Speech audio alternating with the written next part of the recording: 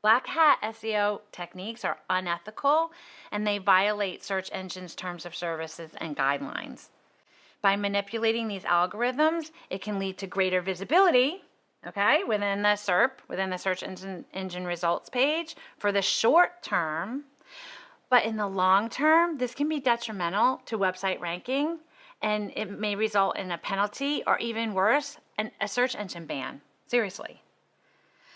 Other examples of black hat techniques include, keyword stuffing and duplicate content. Keyword stuffing is when you enter keywords into pages or titles or other places by placing keywords in an unnatural way. I'm sure you've seen these websites. They don't read well, and they don't really make sense. Duplicate content, this is exactly what it means. It means you copy the text from another website. Do not do this. It's plagiarism. We'll discuss this a little bit more in another module, but if you have thought maybe you could copy text from another website, just get that idea out of your head right now.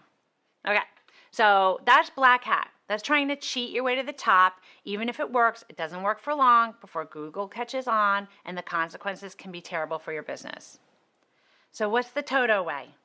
We want you to have the best practices that will set you up for lasting results. Done right, done the way Google likes. This means using white hat techniques.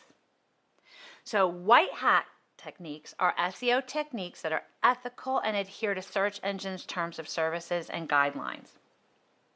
Google looks favorably on a website when you add relevant, high-quality links to other websites, as well as quality, keyword-rich content or text, for another word. It's not hard to do. And here are the most important white hat things you want to concentrate on when you're working on your website.